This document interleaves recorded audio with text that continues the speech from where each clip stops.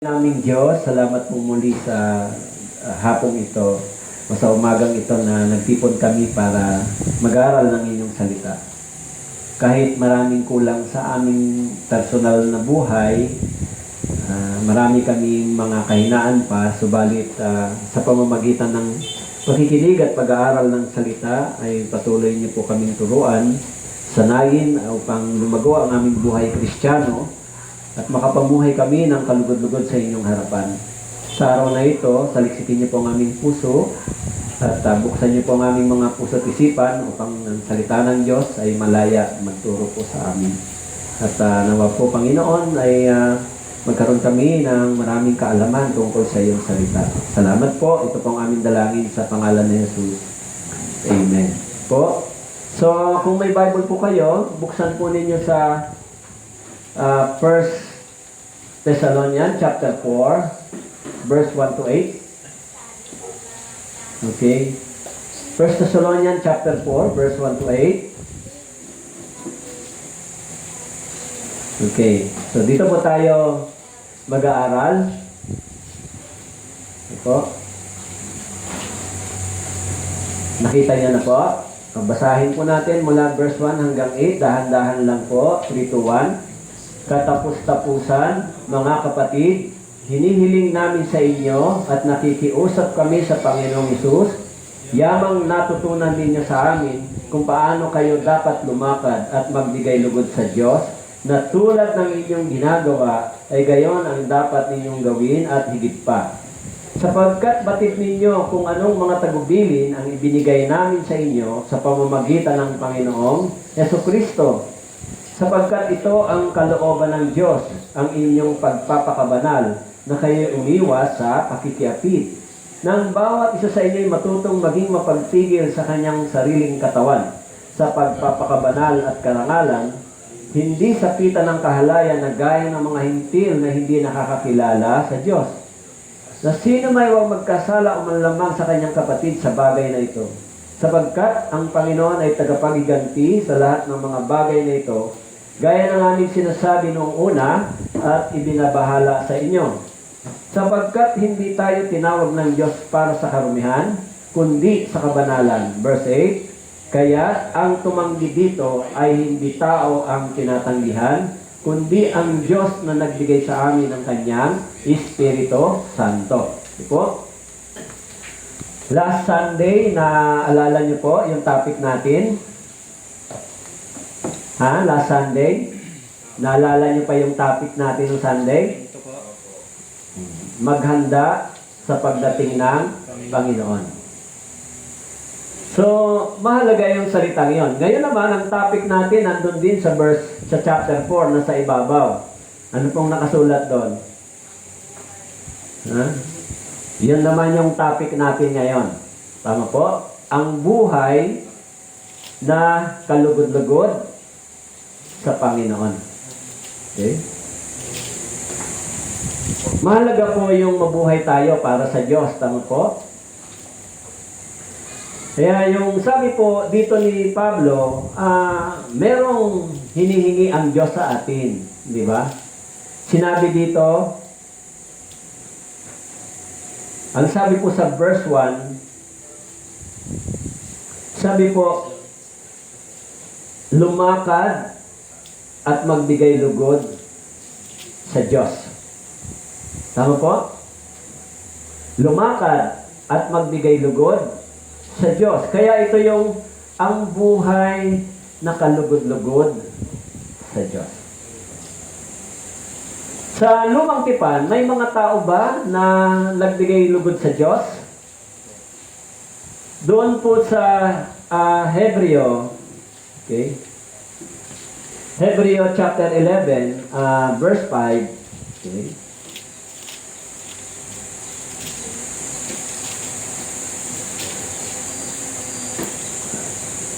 Sabi po dito, sa pananampalataya, si Enoch ay dinalang paitaas, ano pat hindi na niya naranasan ng kamatayan, hindi na siya natagpuan, sapagat siya'y kinuha ng Diyos, sapagkat siya ay dinalang paitaas, at pinatotohanan na ang Diyos ay ano daw po? Nalugod sa Kanya. Kaya yung mga Kristiyano, sinabi ni Pablo sa mga Thessalonican believers, lumakad kayo ng kalugod-lugod sa Panginoon. Di ba? Paano ba tayo lalakad ng kalugod-lugod sa Diyos? Actually, may mga tao na mahalaga na dapat itong gagawin. Bakit po? Kasi sinabi ni Pablo doon sa verse 1, sa 1 Thessalonians, chapter 4, verse 1, okay, balikan natin yung talata. Sabi niya dito, katapos-tapusan mga kapatid, inihiling namin at nakikiusap kami sa Panginoong Diyos. Yamang, ano daw po? Natutunan ninyo sa amin kung paano kayo dapat lumakad at magbigay lugod sa Diyos. Natutunan. Tama po? Ang ibig sabihin ng natutunan, tayo, pagkatapos ng kaligtasan, tinuturuan tayo para matutunan natin kung paano tayo lumakad ng kalugod-lugod sa Diyos. Halimbawa po, hindi ba? Sabi ng Biblia, yung mga naliligtas ay ipinanganak na muli. Naging ano sila? Sanggol sa espiritual na pagkatao. Tama po? Spiritual na sanggol. Kung ang magulang at ang anak, o ang magulang o ang parents ay nagkaroon ng sanggol, nagkaroon ng anak, tuturuan ba nila dapat yung kanilang anak? Dapat. Tama po? Dapat turuan. Dapat sanayin. Turuan siya ng mga bagay sa loob ng sambahayan. Turuan siya kung paano mabubuhay bilang sa kabilang sa pamilyang yon. Tama po? Tayo rin, nung ipinanganak sa spiritual na kapanganakan, ang sabi po ni Pablo dito, tayo din tinuturuan bilang mga anak ng Diyos. Kaya sinabi ni Pablo, katapos-tapusan, hinihiling namin sa inyo, nakikiusap kami sa Panginoong Diyos, yamang natutunan ninyo sa amin. Ang ibig sabihin, si Pablo ay nagturo kung paano mabubuhay yung mga Kristiyano, kung paano sila lalakad. So yung buhay Kristiyano ay ikinukumpara kung paano ka lumalakad pagkatapos ng kaligtasan. Paano ba tayo lumalakad? Paano tayo nagbibigay ng kaluguran sa Panginoon? Okay? Kaya nga, dapat tayong lumakad ng kalugod-lugod sa Diyos. Doon po sa Ephesians chapter 4 verse 1, sinabi po, Ephesians chapter 4 verse 1, sabi po, kaya't ako na bilanggo sa Panginoon ay nagsusumamo sa inyo, na kayo'y lumakad ng nararapat sa pagkatawag na sa inyo'y itinawag. Actually, after salvation, ang buhay Kristiyano ay punong-puno ng paglakad kasama ang Panginoon. Di ba? Kaya sinabi doon, walk worthy with the Lord. Lumakad tayo ng nararapat. Yun ang sinasabi ng Biblia. Pagkatapos nating maligtas, lumakad tayo ng nararapat, lumakad tayo ng nakalulugod sa Diyos. Tama po? At yung lakad na ito, yung daan na ito ay inihanda ng Diyos sa atin. Nung dati, lumalakad tayo para sa ating sarili lang. Tama po? Lumalakad tayo sa ating sariling kalooban at kagustuhan. Pero ngayon, nung tayo ay naligtas, hindi na tayo dapat lumakad para sa sarili lang natin. Okay? Kaya, doon po sa Ephesians chapter 4, verse 17, sinabi ni Pablo, walk not as other Gentiles walk. Huwag daw tayo lumakad katulad ng mga hintil. Tama po? Iba yung hintil at saka mga Hudyo. Iba yung Kristiyano, hintil at Hudyo. Tama po? Kaya tatlo yung tao sa paningin ng Diyos. Mayroong Kristiyano, mayroong hintil at mayroong Hudyo. Pero tayo, sa loob ng iglesia, ang hintil at ang Hudyo ay naging iisa dahil kay Kristo. Kaya sabi ng Panginoon, huwag na tayong lumakad katulad nila dati. Lumakad tayo ng nakalulugod sa Panginoon. Sa Ephesians chapter 5 verse 2, sabi ron, walk in love. In Ephesians chapter 5, verse 8, walk as a children of light. Okay? Kaya the Christian life begins with the step of faith. Okay? Kaya nga sabi rito, yung buhay Kristiyano ay nagsisimulang lumakad sa pananampalataya sa Diyos. Tama po? Lumakad sa pananampalataya sa Diyos. Sa 2 Corinthians chapter 5 verse 7, sinabi po doon, 2 Corinthians chapter 5 verse 7,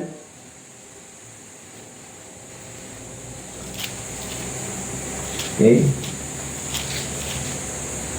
Sa ikalawang Korinto, kabanatang 5, talatang 7, sabi ni Pablo, okay, nakita niyo na po? Ang sabi dito, basahin natin, sapagkat kami ay lumalakad sa pamamagitan ng pananampalataya, hindi sa pamamagitan ng paningin. Tama po? Walk with the pleasing with God. Tama po? Walk with the Lord. Walk with love. Lumakad ng may pananampalataya sa Diyos.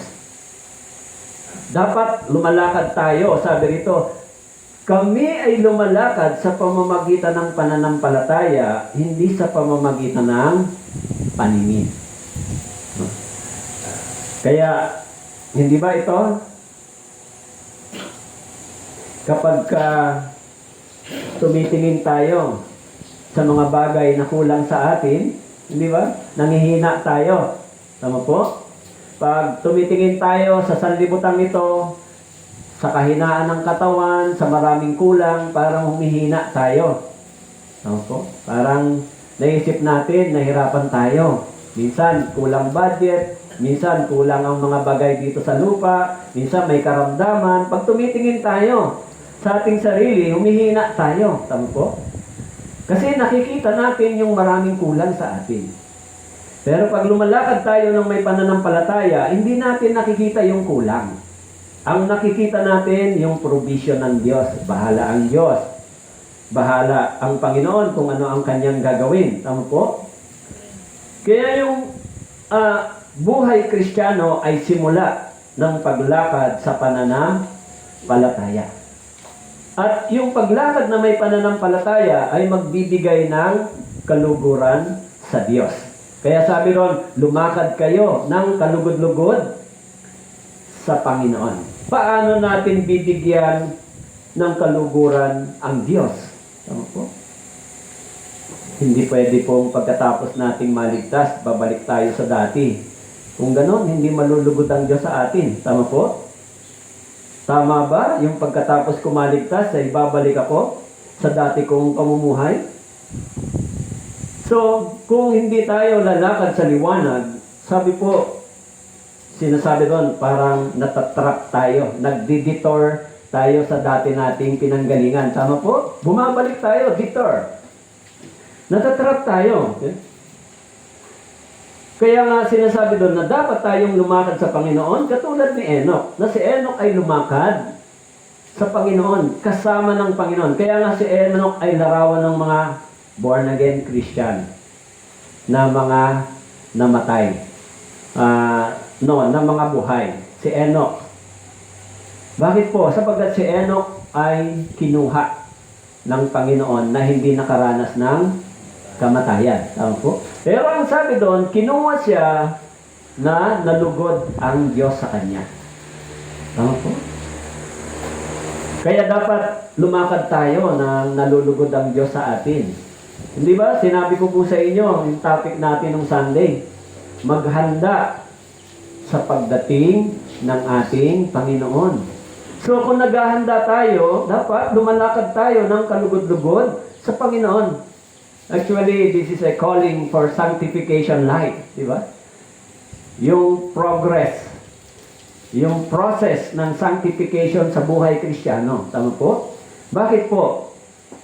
Pwede ba tayong lumakad na kasama ng Panginoon?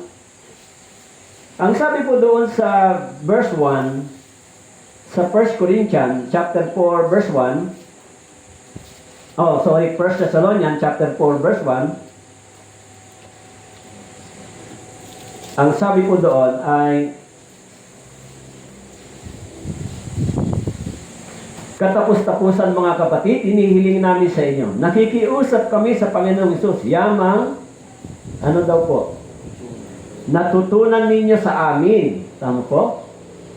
Kung paano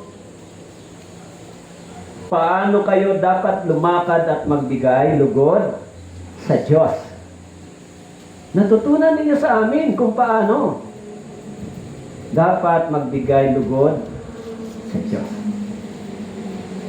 Yan po yung itinuturo sa atin sa church, hindi ba?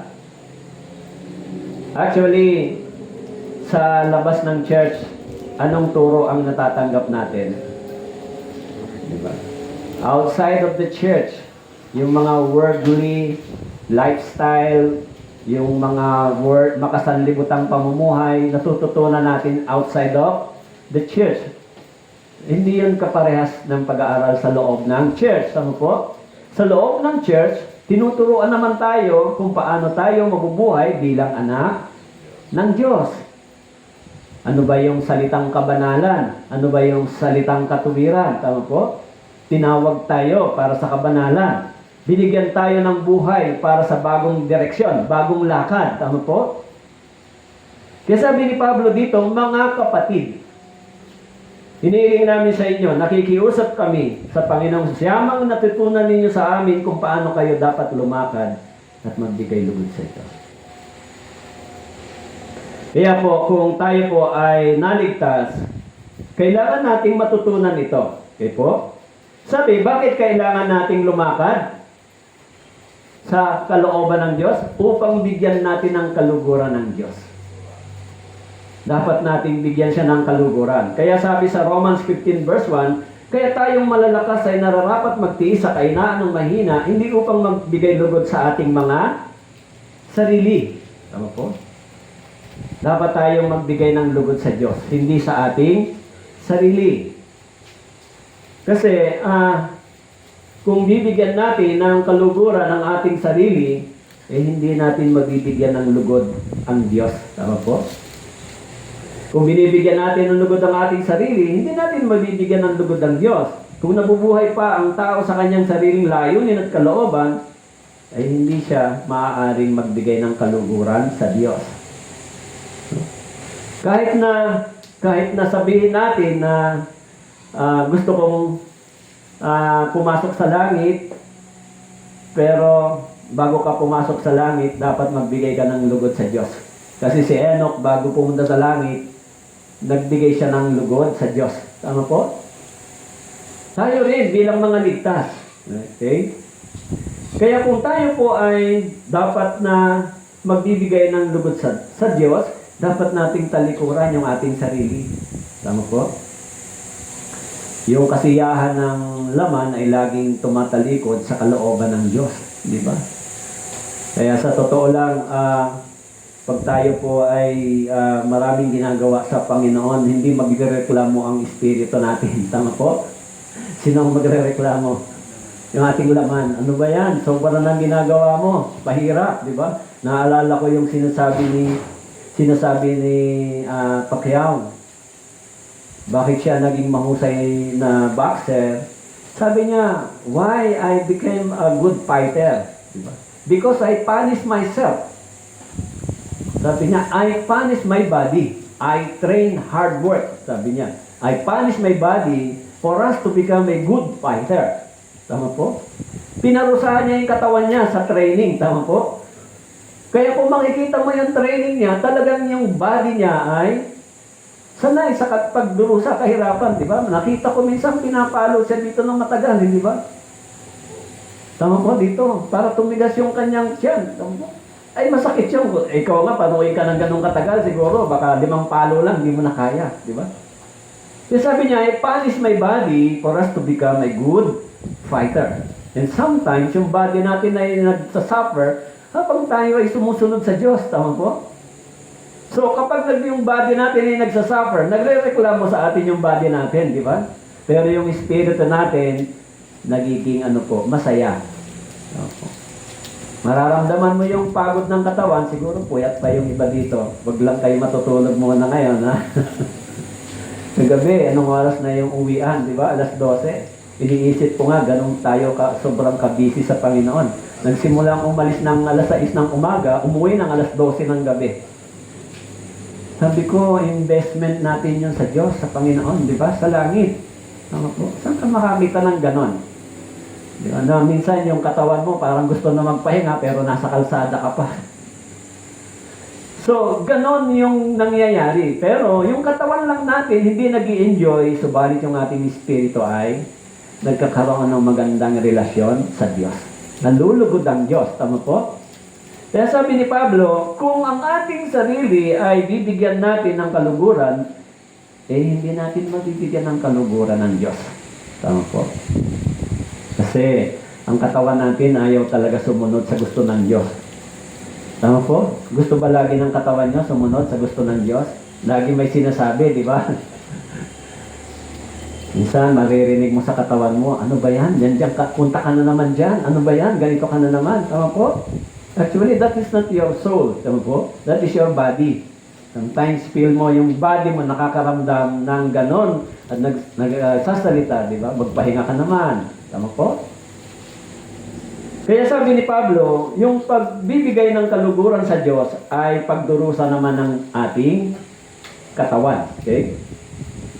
Kaya sabi doon sa 1 Corinthians chapter 10 verse 33, 1 Corinthians chapter 10 verse 33.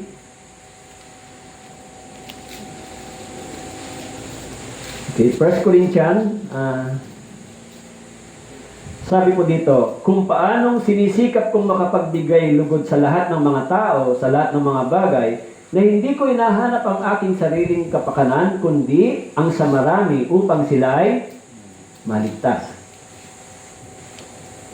Sabi ni Pablo, sinisikap kong makapagbigay lugod sa lahat ng mga tao, sa lahat ng mga bagay, na hindi ko hinahanap ang aking sariling kapakanan. Para daw lang kundi ang sa marami upang sila ay maligtas. Tama po. Para maligtas sila. Dahil pag naligtas sila, magbibigay ba ng lugod yun sa Diyos? Yes. In John chapter 15, binanggit doon, di ba? Verse 8, naluluwalhati ang Diyos kung maraming mga naliligtas. Tama po? Yung kaluwalhatian ng Diyos ay nahayag. So, pleasing God ought to be the major motive of the Christian life. Yung Christian life natin, ang pinaka-major purpose ay bigyan ng kaluguran ang Diyos. This is the motive of our Christian life. Magkaroon ng kaluguran ng Diyos. Tama po? Kaya nga si Pablo, sabi niya sa Galatians chapter 1 verse 10, ako ba'y naghahangad ngayon ng pagsang-ayon ng mga tao o ng Diyos? Sinisikap ko bang bigyan lugod ang mga tao? Kung ako'y nagbibigay lugod pa rin sa mga tao, hindi sana ako naging alipin ni Kristo. Tama po? In Galatians chapter 1 verse 10. Tama po? Sabi ni Pablo, ako ba? Nagsisikap ba ako na pagsang-ayon ng tao? Yung tao ba ang binibigyan ko ng lugod? Hindi. Yung Diyos ang siyang binibigyan ng kaluguran. Tama po? Kaya kung tayo man ay nagdurusa, nagsasakripisyo para sa gawain ng Diyos, binibigyan natin ng kaluguran ng Diyos. Tama po? Kaya pag nagsasuffer yung katawan nyo dahil sa paglilingkod sa Panginoon, binibigyan nyo ng kaluguran ng Panginoon. Tama po? Kasi sabi ng Bible, kung walang pagsasakripisyo, walang kaluwalhatian, di ba? Without sacrifice, there is no glory. Tama po? Para sa Panginoon. Kasi yung sacrifice ay nagpo-produce ng glory para sa Diyos. Sakripisyo para sa Panginoon. Kaya sabi ni Pablo, sa tao ba ako nabibigay ng pagsang-ayon? Hindi, sa Diyos. Kung bakit ako gumagawa nito, sumasang-ayon ako sa Diyos.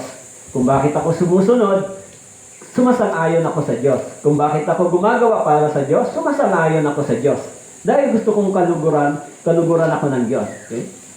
Kaya kung tayo ay nasisyahan lang, dahil ligtas na tayo, pero hindi natin inaharap ang kaluguran para sa Diyos, walang pagnanais para paglingkuran ng Diyos, so hindi natin mabibigyan ng kaluguran ng Diyos. Sapat ba yung kaligtasan para malugod ang Diyos sa atin? Hindi. This is the beginning of your Christian life, to give glory to the Lord. Tama po? Kaya nga, yung purpose ng buhay Kristiyano ay maglingkod. Tama po? Magbigay ng luwalhati sa Diyos.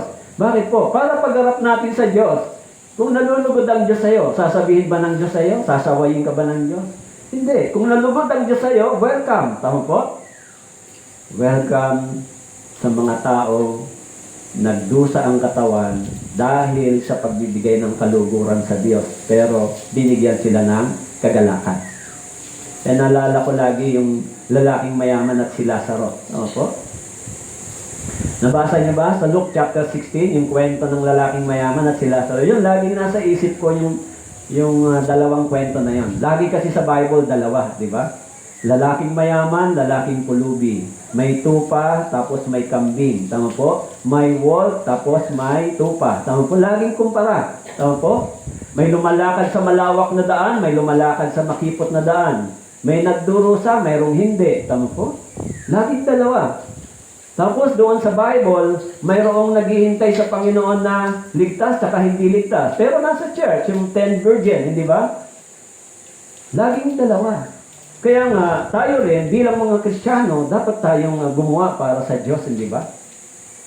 Dapat yon para magbigyan natin lugod ang Diyos. In first, sabi ron sa Philippians chapter 2, verse 13, sabi po, Philippians chapter 2, verse 13, sapagkat Diyos ang gumagawa sa inyo, maging sa pagnanais sa paggawa, para sa kanyang mabuting kalooban. Diyos ang gumagawa sa inyo. Tama po. Gumagawa ang Diyos sa atin. Gumagawa ang Diyos sa bawat isa sa atin. Tama po? Sapagkat Diyos ang gumagawa sa inyo. Maging sa pagnanais sa paggawa, para sa kanyang mabuting kalooban. Kaya kung Diyos ay gumagawa sa atin, pwede tayong makagawa ng kaluwalhatian para sa Diyos. Tama po? Pero kung ang buhay natin ay hindi makiging kalugod-lugod sa Diyos, di ba? Ano sa tingin nyo? Alam nyo po ba sa Bible? Sinabi doon sa Romans chapter 1 verse 24, 26. Ang sabi doon, yung mga taong ayaw lumakad sa kalooban ng Diyos, ayaw nilang sumunod sa mga aral ng salita ng Diyos. Sabi rito, dahil sa pagnanasa ng kanilang mga puso ay hinayaan sila ng Diyos sa karumihan. Ano po? Dahil sa pagnanasa ng kanilang mga puso, yung maling pagnanasa nila ang kanilang mga puso ay hiwalay sa pagkabibigay ng lugod sa Diyos. Alam mo ang sabi dito? Hinayaan sila. Tama po? Hinayaan sila ng Diyos. Pinabayaan na lang sila. Tama po? Halimbawa, meron kayong anak, tapos sinasaway mo, huwag kang tumuloy dyan, mapapahamak ka, huwag mong gawin yan. Hindi, gusto ko ito. Hindi mo mapigilan. Anong gagawin mo? Minsan sasabihin na, sige na nga, hayaan mo na lang siya. Tama po? Pero yung hinayaan sila ng Diyos, saan sila papunta? Alam natin, pagka hinayaan ka ng Diyos, pero yung mga born again, hindi hinahayaan ng Diyos eh. Nakalagay doon sa Hebrews chapter 12, verse 6 eh. Anong sabi doon? Verse 5 eh. Tayo ay sinasaway ng Panginoon eh. Tama po? Hindi tayo hinahayaan ng Diyos, di ba? Pag mali ang direksyon natin, sabi doon, sinasaway tayo. Hindi tayo hinahayaan. Nabasa niyo ba sa Hebreo? Sabi mo doon sa Hebreo chapter 12.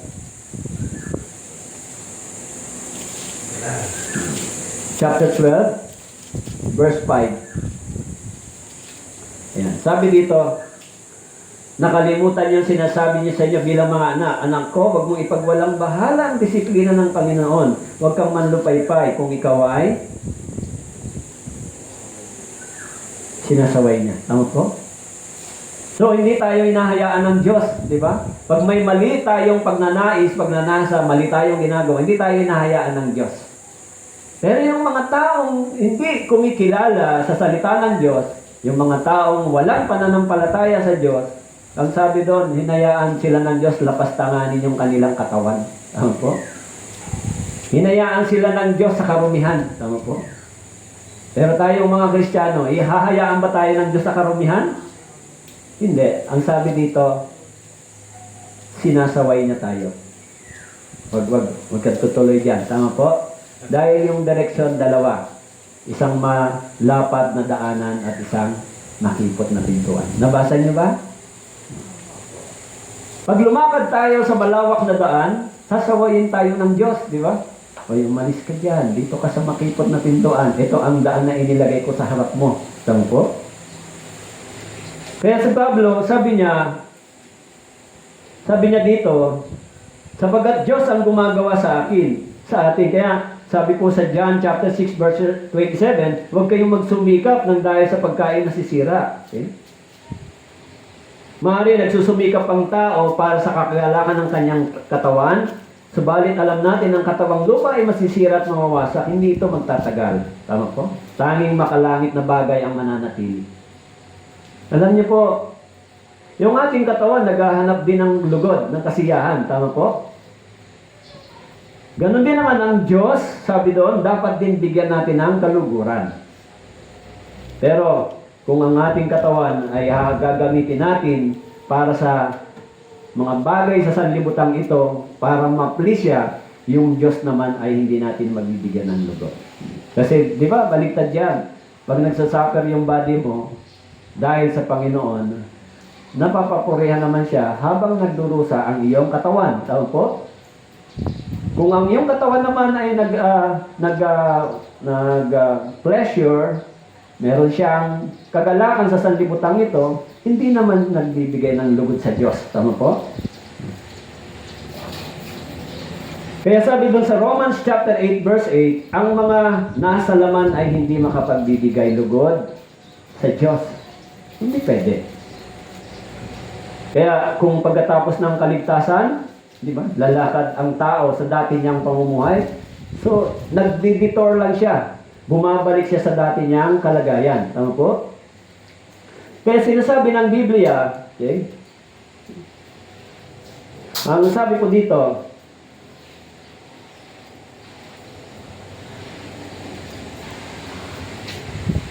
sa Ephesians chapter 5 verse 7, sabi po, huwag kayong mga maging hangal, kundi unawain ninyo kung ano ang kalooban ng Panginoon. Tama po? Unawain natin kung ano ang kalooban ng Panginoon. Bakit po?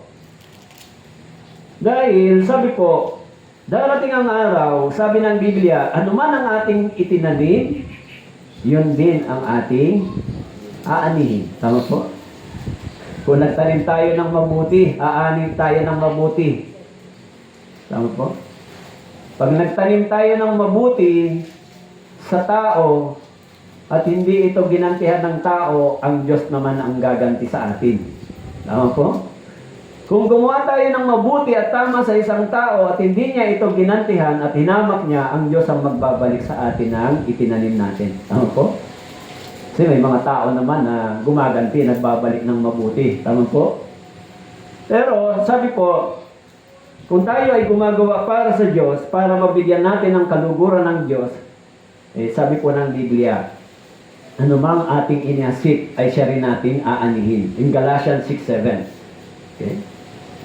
Kaya sabi po doon sa Galatians 6:7 and 8, huwag kang padaya. Ang Diyos ay hindi maaaring lokohin. Sapagkat ang anumang iasik ng tao ay siya rin naman niyang aanihin. Sa verse 8, sapagkat ang naghahasik para sa kanyang sariling laman ay mula sa laman, mag-aani ng kasiraan. Subalit ang naghahasik ng Espiritu mula sa Espiritu ay mag-aani ng buhay na walang hanggan. Depende kung ano ang ating pinagpapagal. Tama po? Kaya sabi po, kung tayo ay lalakad sa Panginoon, tayo ay magbibigay ng lugod sa Diyos. Tama po. Pero kung lalakad tayo sa laman, sabi po, ang taong lumalakad sa sanlibutan ay hindi makapagbibigay ng kaluwalhatian sa Diyos. Okay? So si Enoch lumakad kasama ang Panginoon bago siya tinawag pumunta sa langit. Yun ay magandang testimony. Tama po? May mga tao sa lumang tipan na bago sila tinawag ng Panginoon, lumakad sila sa kalooban ng Diyos. Okay? Gumawa sila ng maraming bagay para sa Panginoon, di ba? Kaya nalugod ang Diyos sa kanila. Kaya kung tayo rin ganito, lalakad tayo para bigyan ng kaluguran ng Diyos, pag nalugod ang Diyos sa atin, so kukunin tayo na nalulugod ang Diyos sa atin. Tama po? Sa verse 2, 1 Thessalonians chapter 4, verse 2, ang sabi po doon, 1 Thessalonians chapter 4, verse 2,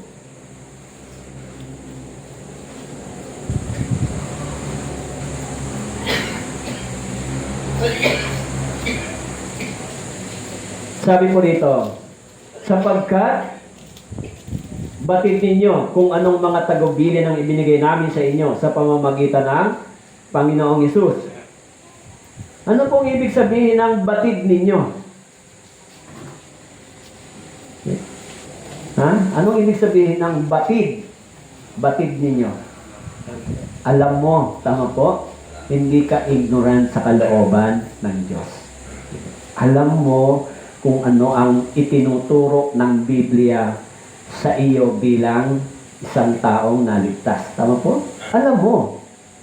Kaya nga sabi ni Pablo, tinuruan tayo. Tinuruan kayo kung paano bigyang lugod ang Diyos.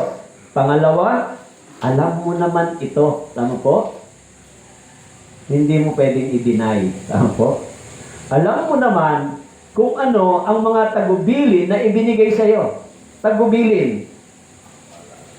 Ano yung mga bilin sa iyo na pagkatapos mong maligtas na dapat mong gagawin? Sabi rito, sapagkat batidin niyo kung ano ang tagubilin ibinigay sa amin sa inyo sa pamamagitan ng Panginoon. Ano ba yung tagubilin ng Diyos pagkatapos ko maligtas? Tama po? Pagkatapos ko bang maligtas, balik ako sa dati? Hindi pwede yun. Tama po? May bago kang aral na tinanggap mula sa Panginoon. At ito yung aral na kung paano ka mabubuhay pagkatapos ng iyong kaligtasan. Okay?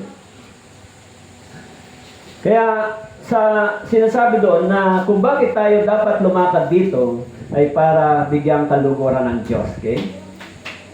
So sa verse 3, sabi doon, for this is the will of God, your sanctification, that you should abstain from sexual immorality. Sanctification. Pagiging banal. Tama po? O pinabanal. Kaya nga sa lumang tipan, ang kahalagahan ng salitang separation ay sanctification. Tama po? Sa Old Testament. Doon sa Leviticus chapter 19 verse 2, sinabi doon, kayo'y mabuhay magpakabanal sapagkat ang Diyos ay banal. This is a sanctification. Yung meaning ng separation ay sanctification. You are sanctified through the blood of Jesus. Sinanctified. Tama po? Pinabanal sa pamamagitan ng dugo. Kaya pag makikita po ninyo sa lumang tipan, lahat ng mga bagay na itinalaga sa templo ay winiwisikan ng dugo. Tama po? Ito ay katunayan ng pagpapabanal sa mga bagay na ito para gamitin sa templo. Tayo ba? Naging templo ba tayo? Yes. So, tayo ay naging templo, subalit yung dugo ni Kristo ay iwinisik sa atin para tayo maging banal. And now, sabi ng Biblia, ang banal na espiritu ay nananahan sa atin. Okay? Kaya yung tagubilin ng Diyos sa atin ay marami. Tama po? Actually, sinabi po doon sa Mateo chapter 28, po, verse 20,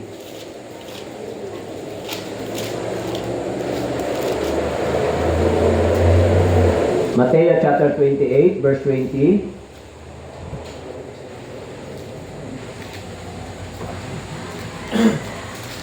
sa Mateo chapter 28 verse 20, ano po ang sabi doon? Turuan silang sundin ang lahat ng mga bagay na iniutos ko sa inyo at narito ako'y kasama ninyong palagi hanggang sa katapusan ng panahon. Ano po ang sabi? Turuan sila. Sundin. Tama po? Kaya sa church, tinuturuan ba tayo? Tinuturuan tayo ng dito sa church, paano tayo mabubuhay. Tama po? Kaya sabi, turuan sila. This is the task of the pastor, evangelist. Magturo. Pagkatapos maligtas, dapat silang turuan. Kung paano mabubuhay sa harapan ng Diyos kung paano makapagbibigay ng lugod sa Panginoon. Turuan sila. Pero ang problema dito kung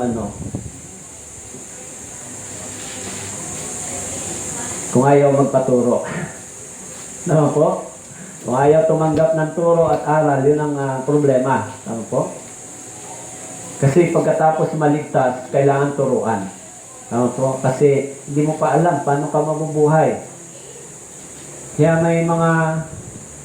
medyo minsan may kinounseling ako. Siyempre, natural lang yung mga tao na from Catholic to Christian belief. Tama po? Ang strange sa mind nila, ang strange sa mind ko minsan, pag sinabi mo na naunawaan niyo ba yung gospel, yung dugo ng Panginoon, opo, naintindihan niyo, naligtas kayo. Naunawaan niyo yung Ebanghelyo. Naniniwala sila, tinatanggap nila yung ganong teaching, yung aral, pero hindi handang magbago yung kanilang isip. Opo. Sa dati nilang paniniwala. Alam niyo, naalala ko yung sinabi ni Jesus Christ na tungkol sa luma at bagong alak. Yung lumang balat, hindi mo pwedeng lagyan ng bagong alak. Tama po? Kaya, may mga tao na naniniwala naman sila, pero hindi sila handang mag-change ng paniniwala. Tama po? Kaya sabi ko, itong talatang ito, sa Exodus chapter 20, huwag kang maglilingkod sa mga bagay na ginawa ng tao. Pagkatapos mong maligtas, magpapatuloy ka ba rito sa ganito? Siyempre, hindi na. Tama po? Alam mo na ito ay isa sa mga kasalanan na iyong nilabag.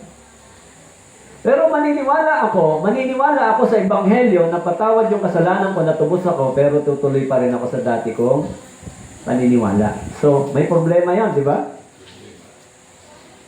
Tuloy pa rin sa kasalanan. So, kaya dapat silang turuan. Turuan silang sundin ang lahat ng mga bagay na iniuutos. Tama po? Kaya sabi po ng Biblia, tinuturuan tayo kung ano yung mga bagay na dapat nating ginagawa bilang isang ligtas na Kristiyano. Pagkatapos nating maligtas, dapat tayong matuto bilang mga anak ng Diyos. Tama po? Hindi pwede yung dating style ng sanlibutan. Although meron pa tayong latak sa pagkatao natin sa sanlibutan, pero latak na lang yon. Meron ng bagong nakatanim sa ating puso na dapat ito ang manguna. Tama po? Kaya sinasabi ni Pablo na tinuruan tayo. Okay? Pangalawa, sabi doon, dapat meron tayong obedience. Okay? Malulugod ang Diyos kung tayo ay sumusunod. Anong pangunahing tagubilin ng Diyos? Obedience. Hindi tayo man's pleaser, pero tayo ay mga lingkod ng Panginoon na dapat natin ginagawa kung ano ang kalooban ng Diyos. Hindi para kaluguran ng tao. Para ang Diyos malugod sa atin. Hindi ba? Kaya tayo rin yung watchman ng kaluluwa ng tao. Diba? Sinasabi rin, you are the watchman for the soul or the lost souls. Sa Ezekiel, sabi ron, tayo yung mga bantay, tayo yung ilagay ng Diyos, tayo yung tumanggap ng aral, tayo yung nakakaalam. Okay?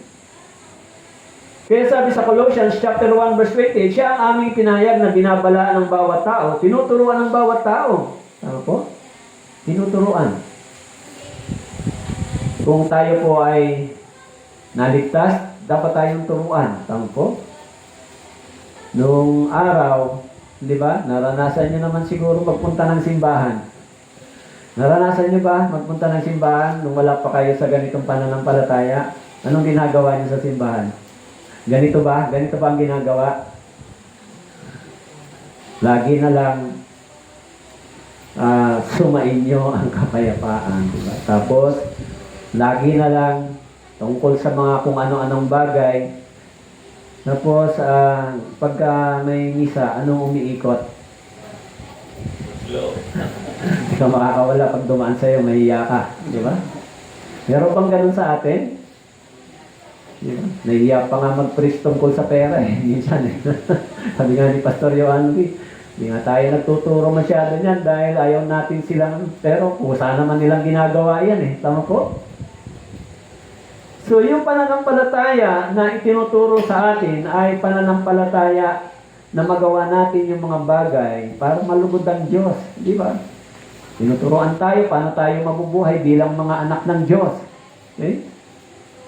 Kaya kung tayo po ay lumalakad dito, okay, kung ginagawa natin yung bagay na ito, mabibigyan natin ng kaluguran ng Diyos. Yung God's purpose para sa atin ay sanctification, sabi ron. So, that we might live separated, lives in purity of mind and body. For this is the will of God, your sanctification. Yung kalooban ng Diyos ay sanctification o pagpapabanal ng ating pamumuhay. Ang tanong dito, para ako mas maging banal sa practical kong pamumuhay, para ako lumago, kailangan ba ako magsakripisyo at gumawa para sa Panginoon? Yes. Yung paglago ng ating buhay Kristiyano at patuloy na pagiging banal ay kailangan nating lumakad dito. Of course, pinabanal na tayo. Tama po? Sabi ng Biblia, subalit yung kabanalang ito, dapat nating isagawa. Dapat nating lakaran. Kaya sabi sa Hebrew chapter 10 verse 10, ginawa na kayong banal. Tama po? Sa pamamagitan ng katawan ng ating Panginoong Jesucristo. Kaya yung purpose ng Christian life ay for the sanctification. Tinuturuan tayo para lumakad dito. Kaya sabi diyan sa 1 Thessalonians 5:23, pakabanalin nawa kayong lubos mismo ng Diyos ng kapayapaan. Pakabanalin. Kaya sa Romans 6:22, subalit ngayon pinalaya na kayo sa kasalanan, naging alipin ng Diyos, nagbubunga naman ng kabanalan. Okay? Ang kahinatan ay buhay na wala. May bunga tayo dapat na ganito. Hindi pwedeng wala. Tama po? Kung ligtas na tayo, dapat meron tayong bunga. Okay? Bakit po? Actually, sabi ni Pablo, balik po tayo sa talata, 1 Thessalonians, chapter 4.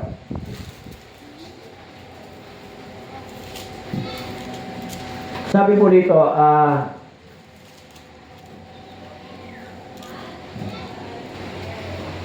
sa verse 5, sabi po, hindi sapitan ng kahalayan na gaya ng mga hintil. Ano daw yung mga hintil? Ano daw sila? Sa verse 5. Hindi sapitan kahalayan gaya ng Ano daw ang mga hintil sa paningin ng Diyos? hindi nakakakilala. Yes. Hindi talaga sila nakakakilala sa Diyos. Tama po? Gaya ng mga hintil. Ano daw sila ang mga hintil? Hindi sila nakakakilala sa Diyos. Bagamat tumatawag sila sa Diyos, pero hindi sila tunay na nakakakilala sa Diyos. Di ba? Parang nakikilala ko ang Diyos, pero tuloy ako sa sarili kong kagustuhan, sa dati kong gawa. Hindi niya talaga nakikilala ang Diyos. Eh sabi ni Pablo, huwag kayong gumaya sa mga hintil. Ang mga hintil, very religious people. Di ba? Religyoso. May mga ritual pa. Tama po? May mga pagsasakripisyo pa. Pero hindi sila lumalakad at nagbibigay ng lugod sa Diyos. Saan sila nagbibigay? Sa sarili lang nilang kagustuhan. Tama po? Kaya nga sabi dyan, hindi sapitan ng kahalayan na gaya ng mga hintil na hindi nakakakilala sa Diyos. Tayo, nakakakilala tayo sa Diyos. Kaya sabi doon, tinuruan tayo ng aral ng Diyos. Mga aral tinuro sa atin. Kaya sabi po dito, sabi po ng Biblia, okay, na sino may magkasala o malamang sa kanyang kapatid sa bagay nito, sapagkat ang Panginoon daw ay ano po? Tama po? Kaya sabi ng Biblia, ang tao ay hahatulan ng Diyos. Sabi po doon sa Ecclesiastes chapter 12. Okay? Ecclesiastes chapter 12. O mga ngaral.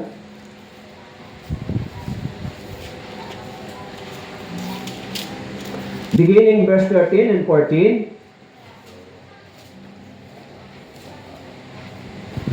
chapter 12. Mga ngaral, chapter 12.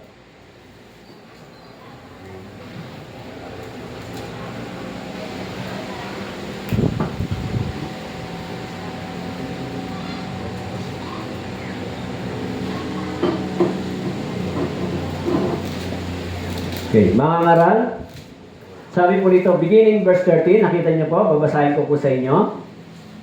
Ito ang wakas ng bagay, lahat ay narinig, matakot ka sa Diyos. Sundin mo ang kanyang mga utos sapagkat ito ang buong katungkulan ng tao. Verse 14, sapagkat dadalhin ng Diyos ang bawat gawa. Saan daw dadalhin?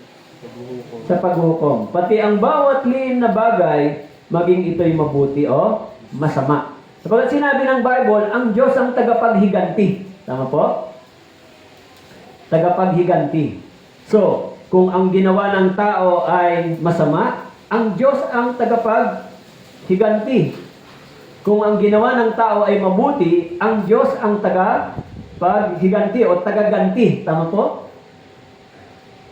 Kaya depende kung anong ginagawa ng tao. Sapagkat dadali ng Diyos ang bawat gawa sa paghukom, pati ang bawat lihim na bagay, maging mabuti o masama.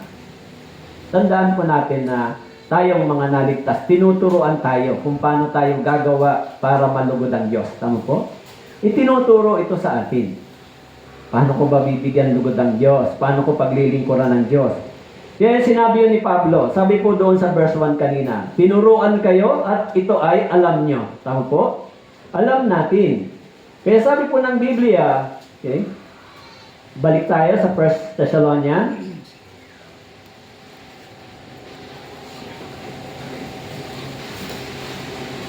Sabi po dito,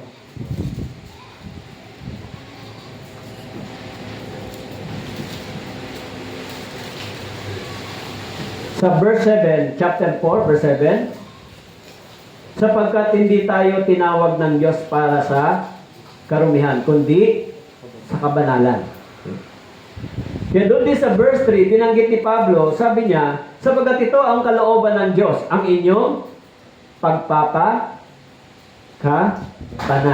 Tama po? Kaya malulugod ang Diyos sa atin kung tayo po ay lalakad sa kalooban ng Diyos. Kaya kung tayo po ay nagpapagal, ginagawa natin yung buhay Kristiyano, katulad ni Enoch. Kung dumating ang Panginoon, kinuha si Enoch na nalugod ang Diyos sa kanya. Tama po? Kaya yung topic natin ay ang kalugod-lugod. Paano ang buhay na kalugod-lugod sa Panginoon? Dapat ba bigyan natin ng kaluguran ng Diyos?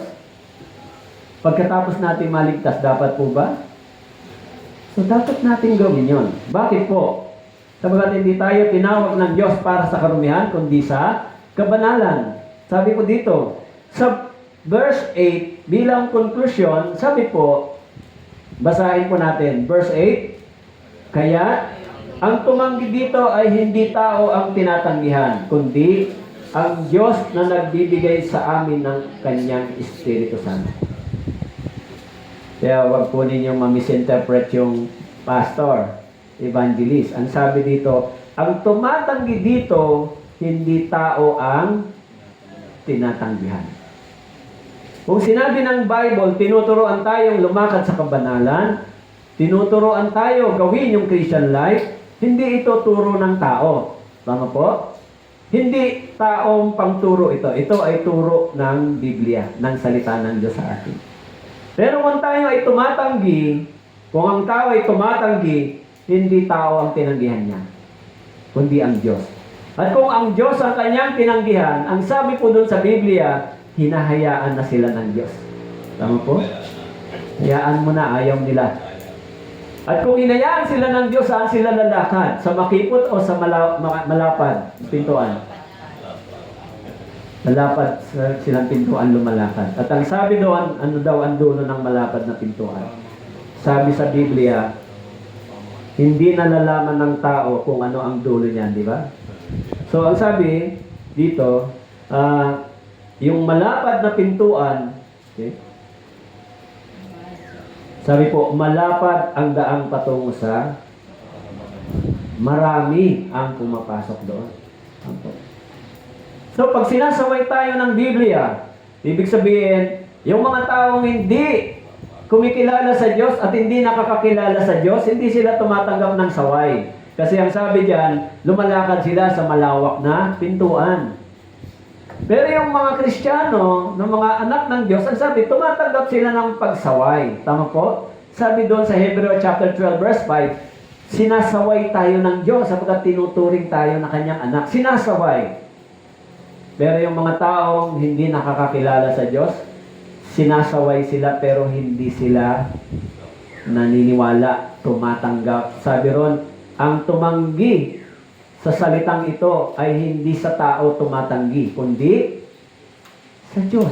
So yung aral na tinanggap natin, hindi galing sa tao. Tama po? Yung aral na tinanggap nyo, sabi, babalik po ako doon sa conclusion verse natin, doon sa 1 Thessalonians, chapter 4, verse 8. Ang sabi po, kaya't ang tumanggi dito ay hindi tao ang tinatanggihan.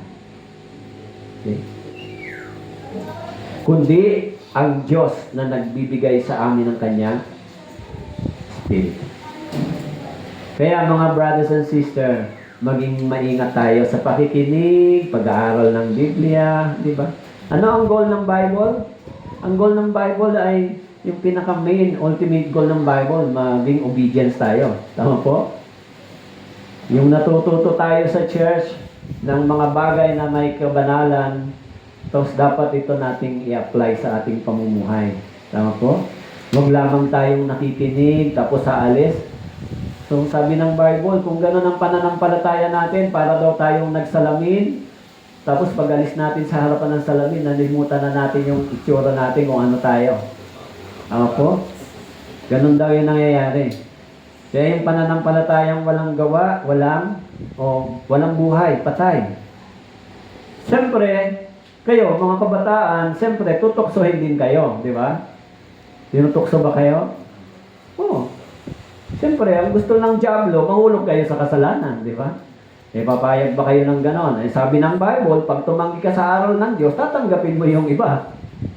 Pag tinanggihan mo yung mga aral ng makabanalan, katuwiran, kabutihan ng Diyos, pag tinanggihan mo yan, ang tatanggapin mo yung alok ng sanlibutan. Tama po? Pag hindi ka naging masaya sa biyaya ng Diyos, pag hindi ka naging masaya sa paglilingkod sa Panginoon, pupunta ka sa sanlibutan kasi doon ka magiging masaya. Tama po? Ayaw mo ng sakripisyo, mahirapan yung katawan mo kasi hindi ka masaya. So, ang katawan gusto saan? Sanlibutan. Tama po? Dito ako sa sanlibutan, masaya ako dito. Pero, sa sanlibutan, malawak ang daan. Tama po? Do all the things as you can. Lahat ng gusto mong gawin, gawin mo as long as you can, di ba?